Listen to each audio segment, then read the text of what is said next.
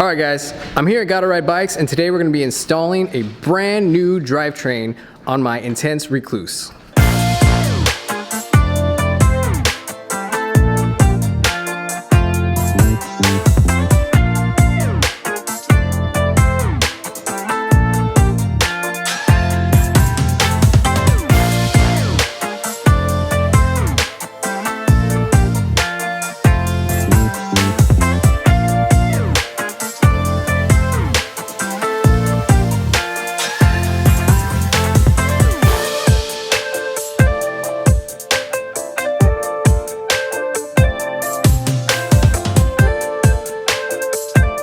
I am currently riding the Intense Recluse. If you're new to my channel, I did a review on this bike. You know that I love it and the reasons why I love it, but I'm still running the Intense Recluse, still enjoying this bike very much. But there's one thing that's just been driving me nuts about this bike, and that's the drivetrain. I have the Next SL carbon cranks with a race face chainring in the front, 32 tooth, and I have an XO SRAM 11 speed in the rear. A 1x11 E13 chainring. All right, so let me give you guys some feedback in regards to why I'm switching this out. Well, one, it's old. I've had it for quite some time. I've put a lot of miles on it, but I have to tell you, the E13 1x11 cassette has just been, I want to say trash. The thing is super creaky. It always needs to be taken apart and cleaned. It's literally the what comes out of it is the loudest creak I've ever heard on a mountain bike. To be honest, the Intense Recluse has been probably one of the most quietest bikes I've ever run, but unfortunately it's been the loudest bike, creaky bike that I've ever ran, specifically because of this cassette in the back. So I'm gonna maybe take a hammer and smash it at the end just to get views.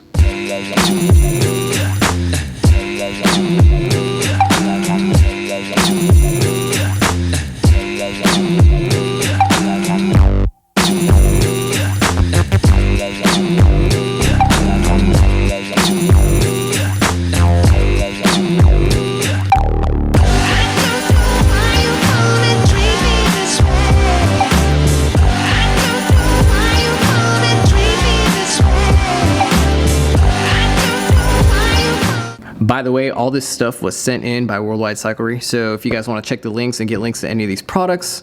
Also, we also have links for you guys who love to shop exclusively at Amazon in the description as well.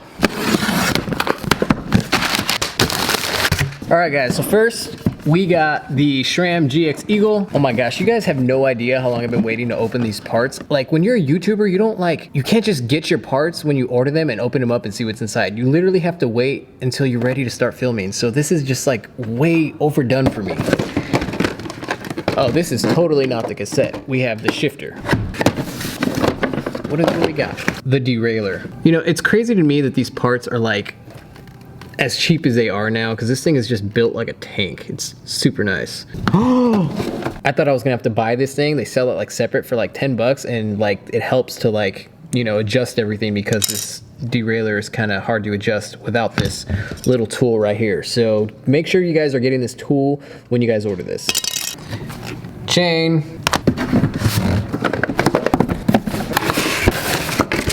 Oh my gosh. All right guys, so just seeing the size of this thing, it's crazy how big they look. They are just nuts. But here it is guys, the whole reason why I bought this thing, well the main reason, the GX Eagle 1x12. So I'm finally gonna own a 1x12, super stoked.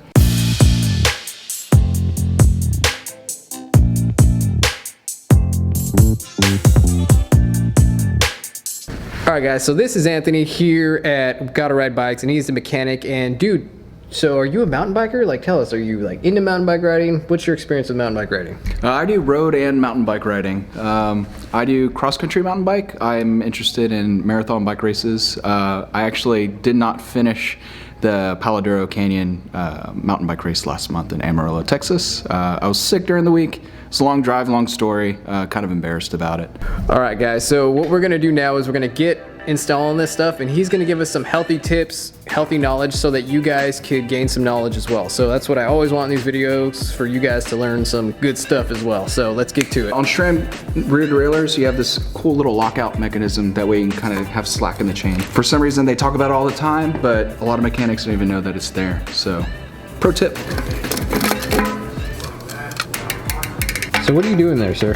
So I'm using this adapter, throw it on where it needs to go. It's on there tight. Come on, dude, you got them big guns. There we go. There you go. That's it. Dude, look how awesome. How big these are. One piece, all pinned. There it is. That's what I'm looking for. So just like anything else, righty-tighty. Don't need to get angry at it. Don't need to force it. Just basically, you'll feel a part where it won't rock back and forth on the free hub button. So what's our next step? Next step is getting the old chain off. So I'll look and see if you have a quick link on here, which sometimes I have to go through this like 4 times because I'm special, but there you go. Use my master link pliers, push, and kind of just walk side by side and kind of undo itself.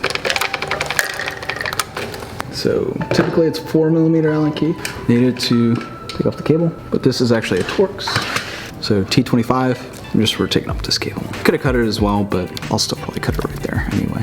Since it's frayed, there's no sense of running it back through the derailleur, running the risk of damaging that piece of plastic. Just take off the derailleur. Should come right out. All right, guys, so here is the old derailleur. Man, it definitely looks like it's seen better days, but I mean, it held up pretty good. I have a lot of miles on this guy. So maybe I'll sign it and I'll auction it off to one of you guys. Okay, no, I'm just kidding.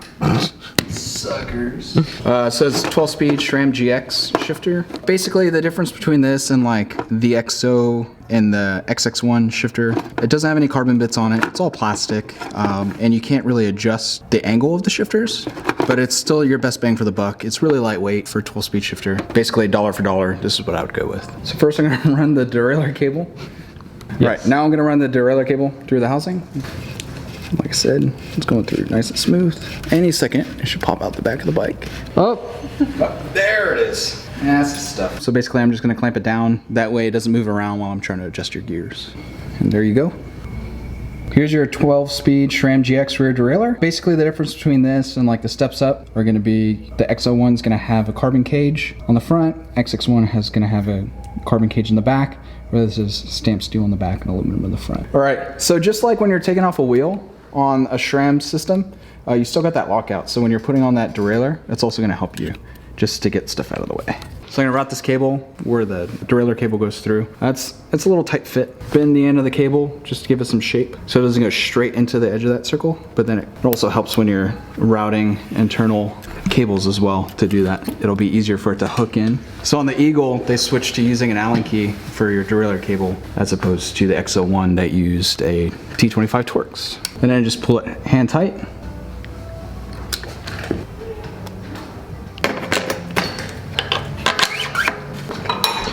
Three-way real quick.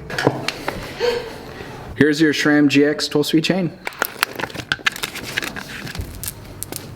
You cannot use an 11-speed chain on a 12-speed drivetrain. However, you can use an 11-speed chainring on a 12-speed drivetrain. dang. Don't try to use an 11-speed chain on a 12-speed bike. Has anyone ever done that? Yes. And then they get frustrated when their bike doesn't shift right. It's not designed for it. Super tight tolerances. It's enough to make a difference in the back. How we doing there? Doing all right. Just locking your derailleur down just makes it a little easier while feeding a chain through it. Everybody has their own way they like to install a chain on any bike. I'll just run the chain around the chainring as such. Since the new chainring that's going on here is going to be a 30 tooth, I'm actually going to cut this one link shorter to compensate for the fact that it's an oval chainring. When you're in that narrow spot of the chain, it's going to drop and artificially be a 28 tooth chainring on the easy portion, and it'll expand to about a 32 tooth on the hard portion of the pedal stroke. So Pedro's Tutto chain tool. Love this chain tool. It's one of the few things of Pedro's that I prefer over Park Tool. The cable cutters, which you'll see here in a bit. It's just super easy, lasts forever. Parts, replacement parts are easy to come by directly through Pedro's, or just your local shops will sometimes have it as well. But I haven't broke one of these. Just like the tire levers from Pedro's, just bomb proof. Who is Pedro? I don't know who Pedro is. It's a guy I voted for in 2007. I don't know who Pedro is, but I love their cable cutters. I love their tire levers. I love their chain tool. So when you install the power link, you want the link, the crescent shape, to face towards the outside of the chain line. So if it's on the top, you want it over.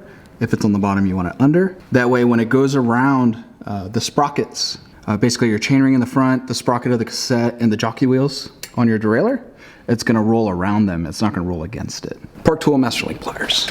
It works for both removing a power link and installing a power link. The original version only was to remove a power link. Just pull. There you go. And when it pops in, you're good to go. It's always good to check to make sure it's not stiff. And in this case, it's not. And now just slap your rear derailleur forward, release it, and there you go. Is it finally done? Well, I still have to tune the rear derailleur. It's almost done. So basically, I'm just gonna go through setting the high and low limit screws of the rear derailleur. Just disengaging the cable right now, so I can have some slack on here. The inside screw does the high limit. If you shift it up into the next cog, and you just loosen it, and it's gonna go down. And I just kind of keep going to where it stops making noise. And then I'll make fine-tune adjustments at the very end.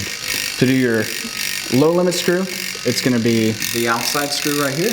So with the Sram Eagle derailleurs, the clutch is basically always on, whereas on Shimano you have the switch, so it makes it a little easier to do adjustments because you're not fighting that clutch mechanism on a Shimano. So on the Sram I have to basically reattach the cable or reconnect the cable, and then shift it as close up to the top as I can without hitting the spokes or running the risk of it falling off the back of the cassette. So now that I'm getting close, just real gentle. So you can see it's starting to push in.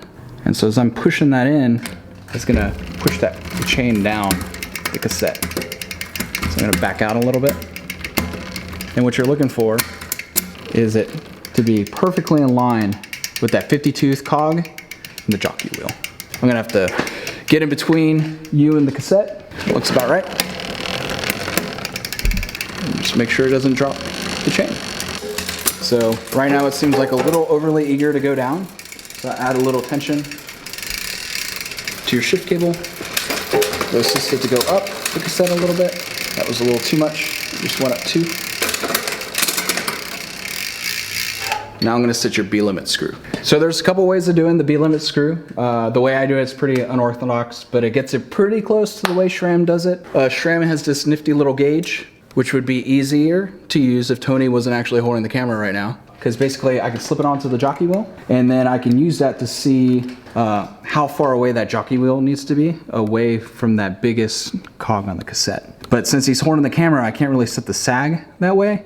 I can artificially set the sag, but if he doesn't know the exact percentage and where it needs to be, it makes it a little hairy and a little more complicated than it needs to be, in my opinion. So you're saying like you would need me to get on the bike to set the sag and do all that. That's why you couldn't really do it right now, right?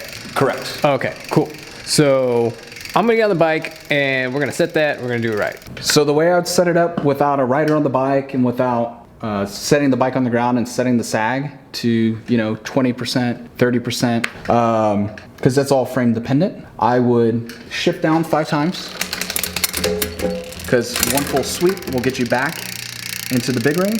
And so from here, I'll mess with your B-limit screw, and basically I'll get it to where it shifts as close as possible to that cog without actually hitting it.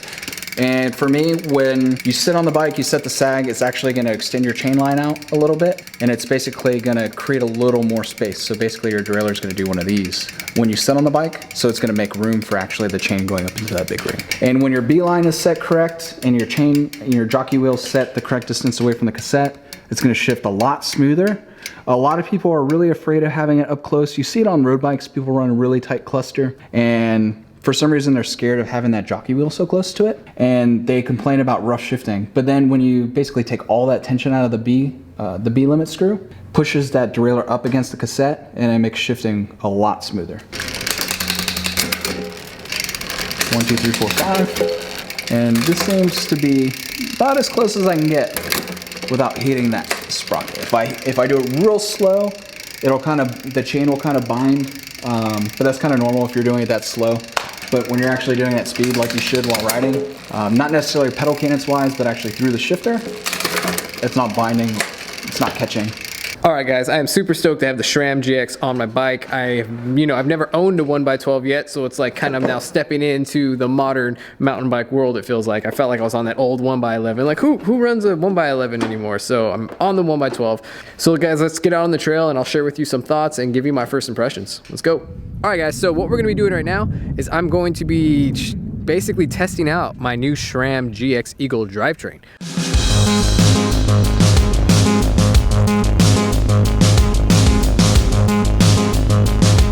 All right, guys, so here is my Sram GX Drivetrain, all ready to go. All right, guys, so starting out with the Sram GX Eagle. So first starting out, the drivetrain just feels new. You know, when you get that new drivetrain on there and it's all the shifts are just so crisp. I mean, it shifts amazing. If you're gonna talk about, you know, you always wonder, like, does it shift better? You know, the more expensive ones? And they do.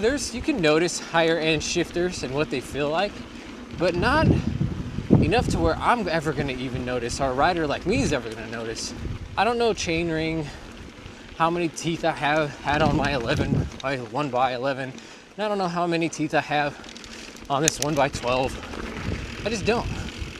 So this is just all gonna be my feel. And I'm gonna let you guys know what my impressions are. For the price, it's worth it. In terms of, I don't think you're really sacrificing any quality that you could really tell. And it's kind of cool. It's like if I bash my derailleur, I don't have to spend $400 to fix it. And in some cases, $500 or more, depending on what derailleur you have. So parts are very easy to replace, which is, I think it's really important when you have a budget, or just not even a budget, but when you have a drivetrain system that could get beat up at any point in time and break or anything. It's just too expensive to replace for us normal people.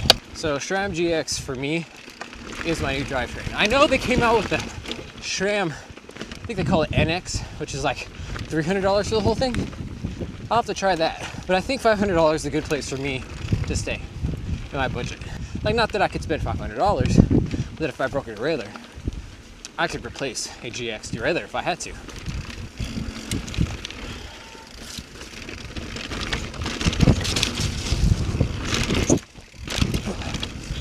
I love the 1x12 because it makes me feel more confident that I got a wider gear range.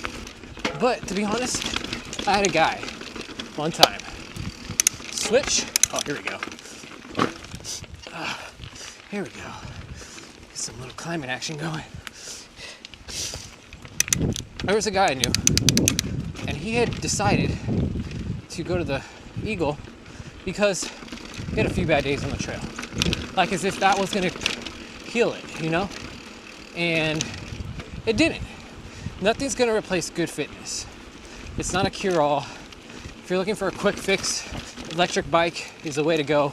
But if you're just looking for a little bit extra gear range, the 1x12 is definitely worth it. It's just not gonna make the difference of whether you're gonna be able to finish a 10-mile ride versus a 20. It's gonna ultimately come down to fitness. All right, guys, it's Tony with MTB Drop-In. I hope you like this review or my opinion as opposed to a review. Guys, I'll catch you next time. It's Tony with MTB Drop-In, guys, and I'm dropping out. Catch you guys next time.